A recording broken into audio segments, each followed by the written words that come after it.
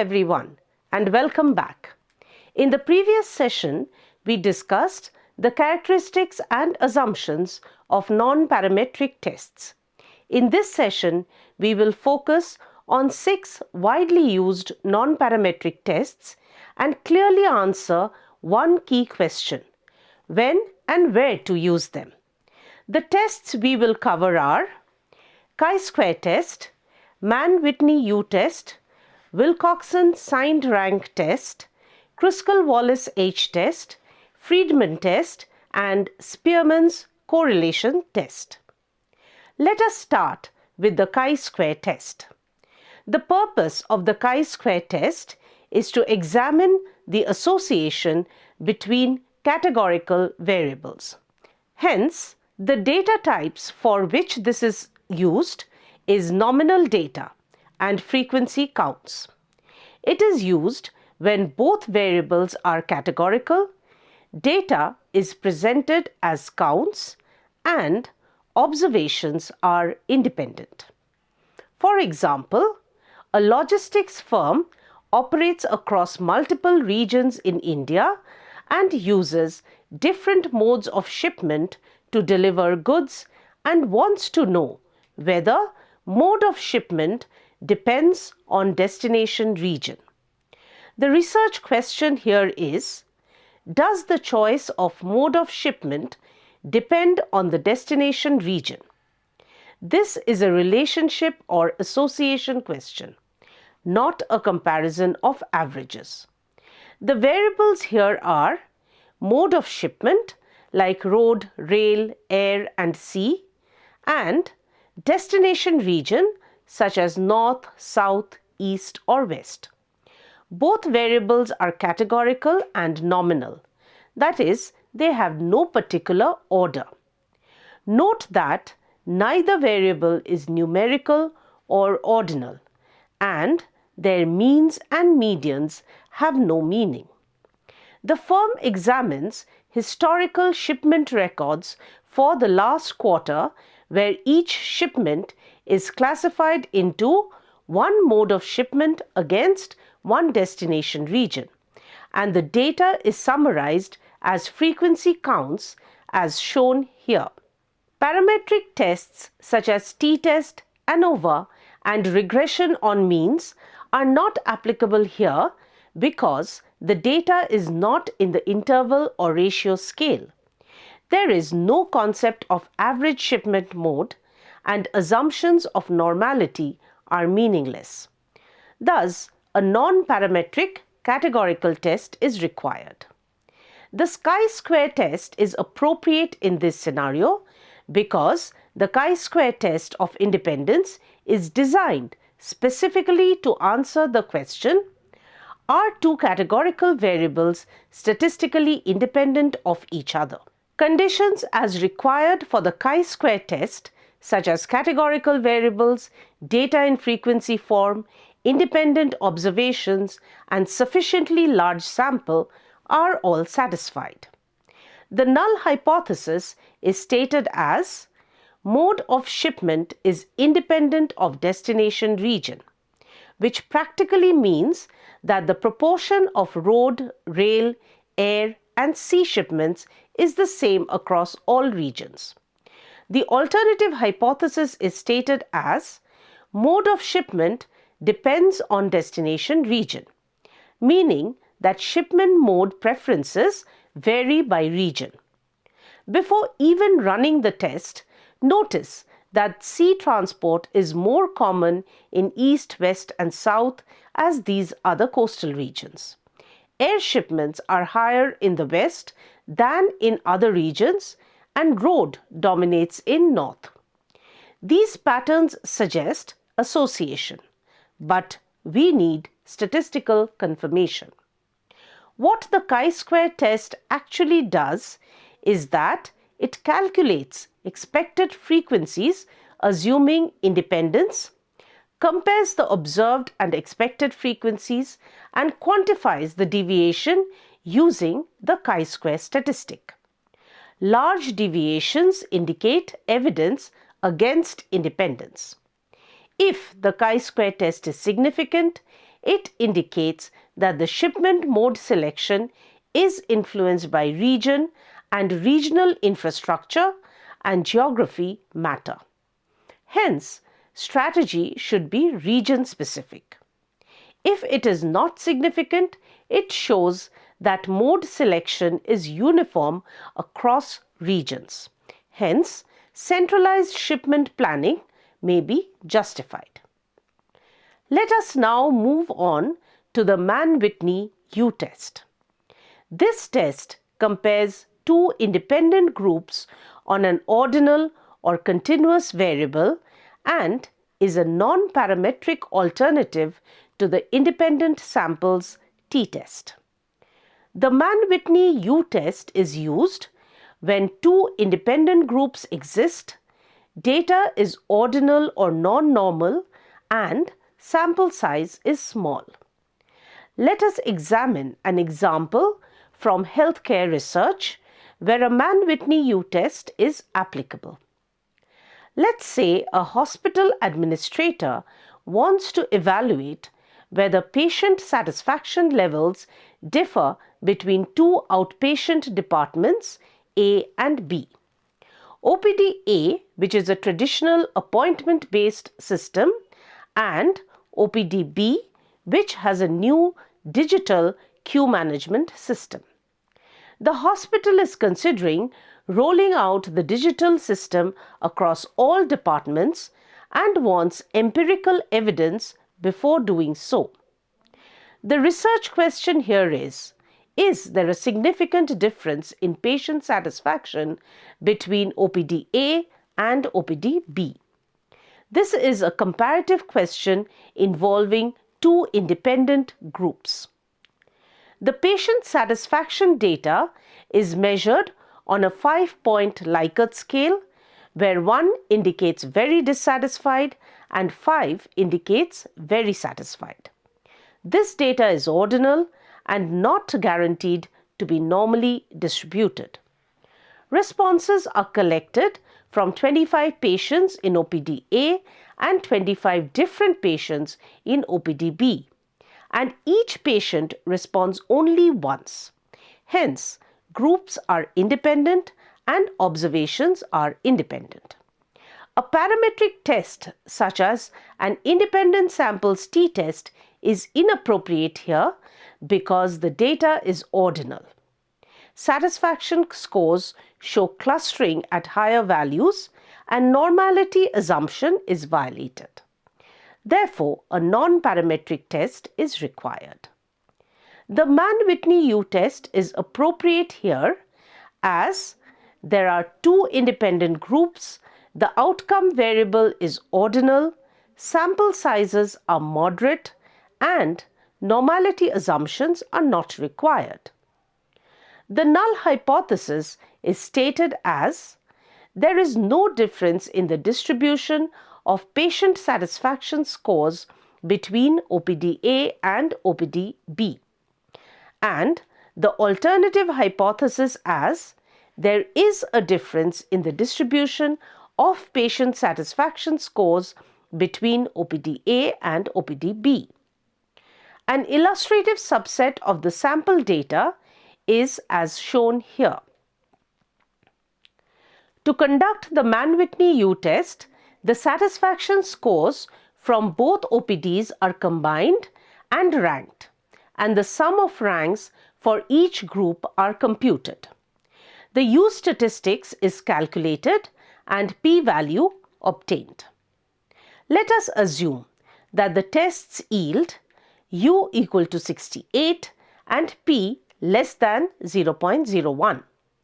It indicates that there is a statistically significant difference in patient satisfaction between the two OPDs.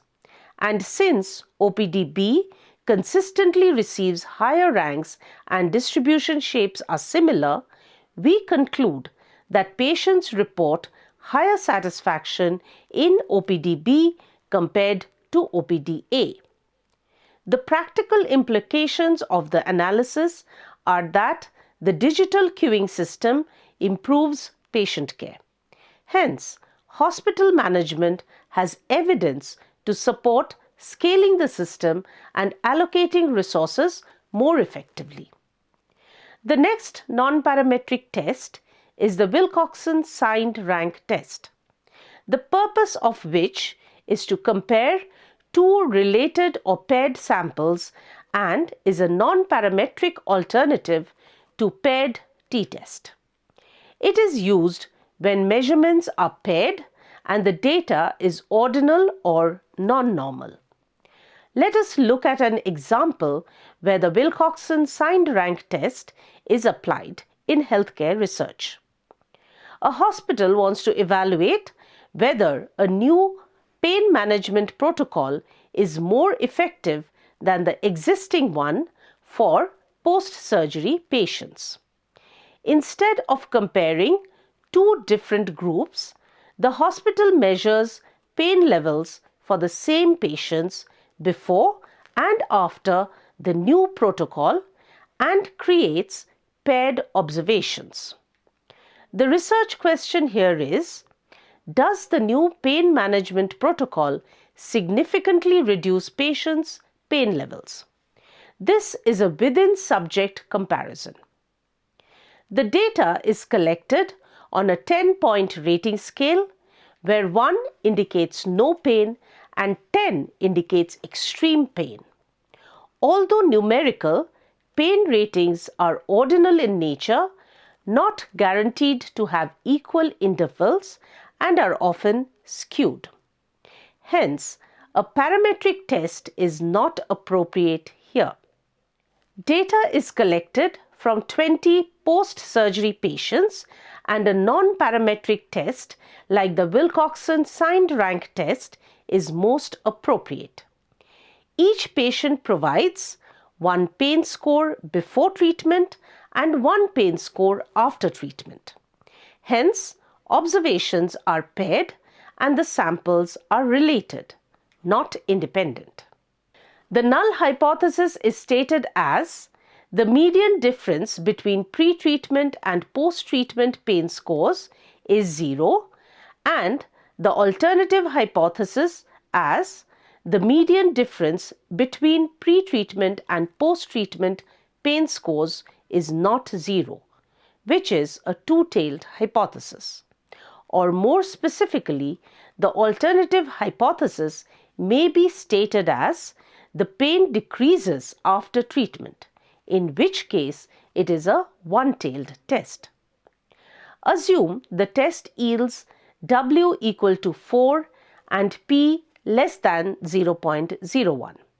Hence, we can say that there is a statistically significant reduction in pain levels after introducing the new protocol and conclude that the new pain management protocol is effective.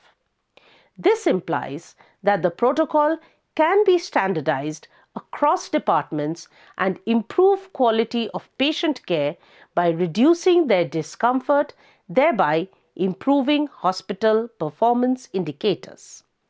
The purpose of the Kruskal-Wallis H test is to compare 3 or more independent groups and is the non-parametric alternative to one-way ANOVA. It is used when there are more than 2 independent groups and the outcome variable is ordinal or non-normal. Let's say a university wants to evaluate whether student satisfaction with teaching quality differs across 3 different modes of instructions: traditional classroom teaching, blended learning, and fully online teaching.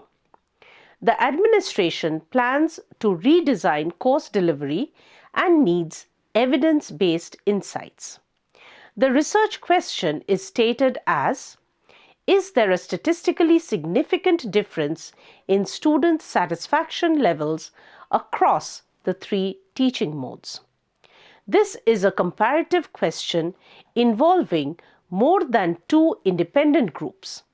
The data for student satisfaction is measured using a 5-point Likert scale, where 1 indicates very dissatisfied and 5 indicates very satisfied.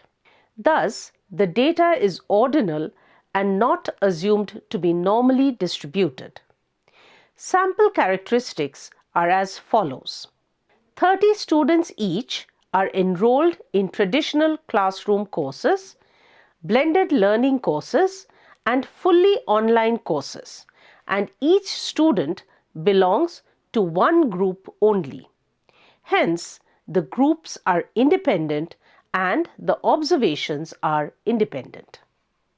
Parametric tests like the one-way ANOVA are not appropriate because the dependent variable is ordinal, satisfaction scores show skewness and ceiling effects, and normality assumption is violated. Therefore, a non-parametric alternative such as Kruskal-Wallis H-test is used. The null hypothesis is stated as the distributions of student satisfaction scores are identical across all three teaching modes, and the alternative hypothesis as at least one teaching mode differs in its distribution of satisfaction scores. An illustrative subset of the sample data is shown here. Assume that the test results show H of 18.7 and P less than 0.001. It means that there is a statistically significant difference in student satisfaction scores among three teaching modes.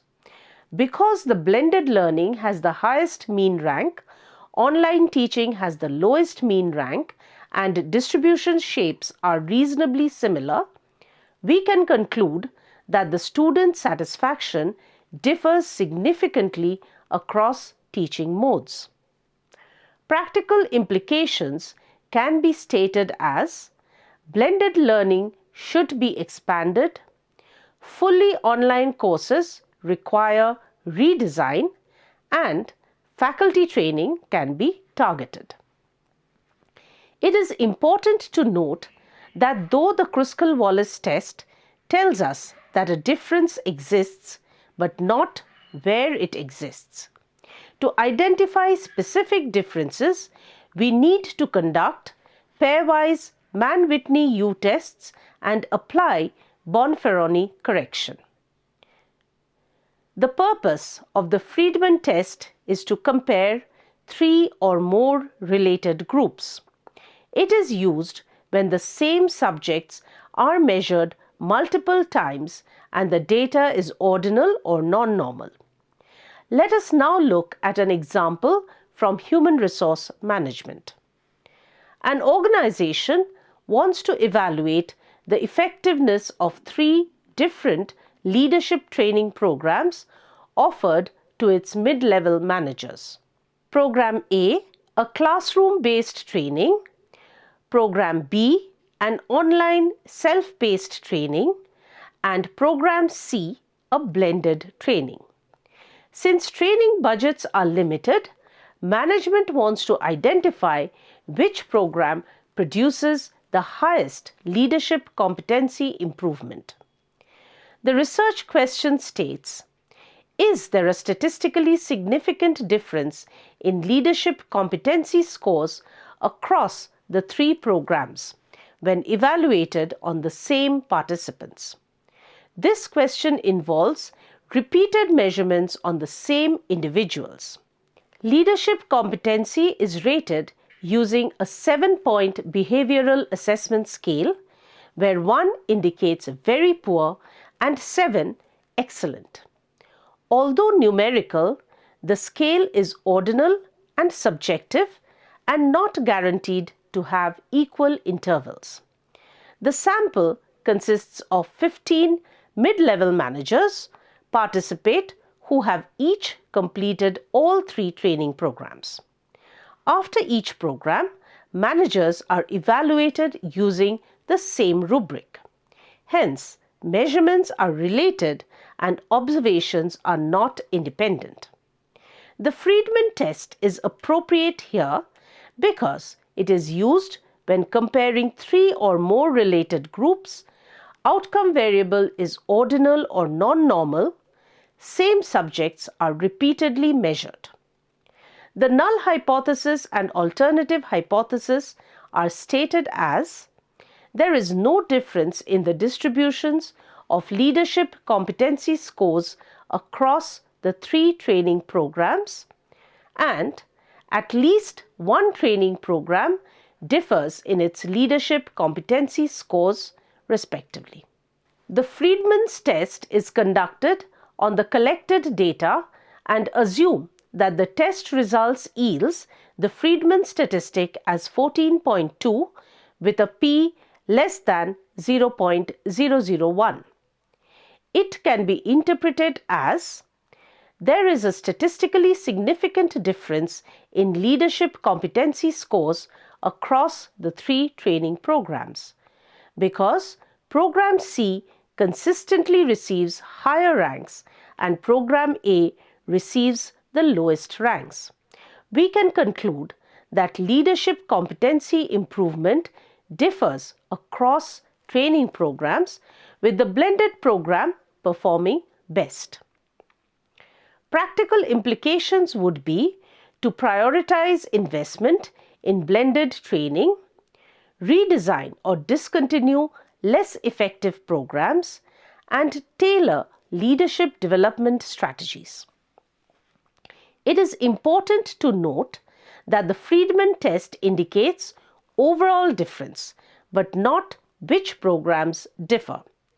To identify specific differences, you should conduct pairwise Wilcoxon signed rank tests and apply Bonferroni correction to control type 1 error.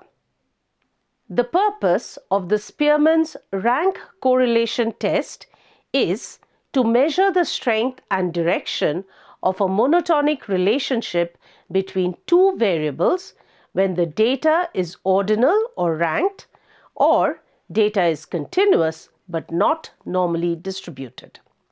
It evaluates whether higher values of one variable tend to be associated with higher or lower values of another without assuming linearity. Use the Spearman's correlation when all of the following apply. You want to study the relationship, not difference, between 2 variables. At least one variable is ordinal or ranked. The relationship is monotonic but may not be linear. Data violates normality assumptions required for Pearson's correlation. It is the non-parametric alternative to Pearson's correlation.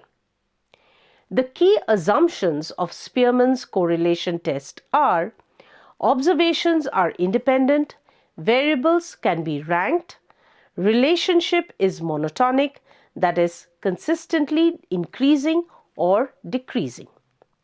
Let us look at an example from education research. An academic institution wants to examine whether there is a relationship between students' class attendance and students' final course performance. However, performance is not measured using exact marks. Instead, students are placed into ranked performance categories.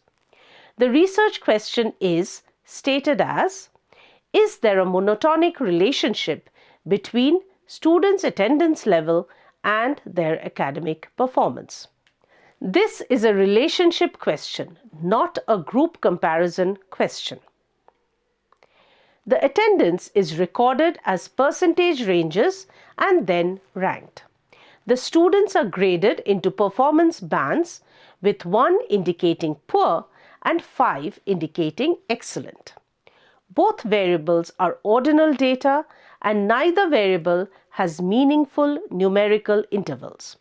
Hence, Spearman's rank correlation is the appropriate test here.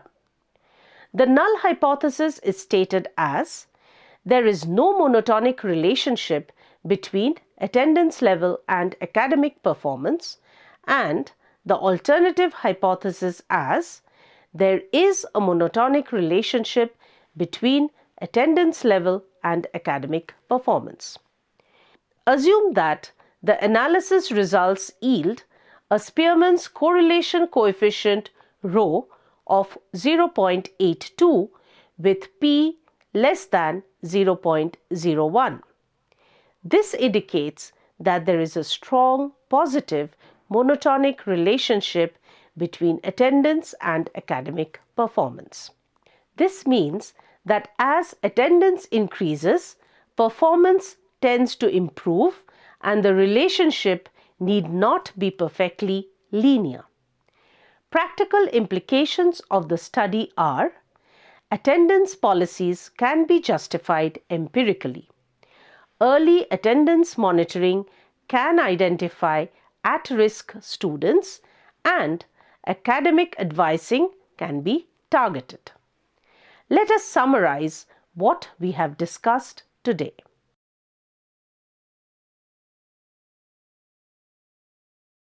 In conclusion, let me mention that choosing the correct test is critical for valid conclusions. In your assignments and research work, always start by asking, what type of data do I have? Are the samples independent or related? Do parametric assumptions hold? That will lead you to the right statistical test. Thank you, and see you in the next session where we will be seeing how these tests are performed using the SPSS statistical software.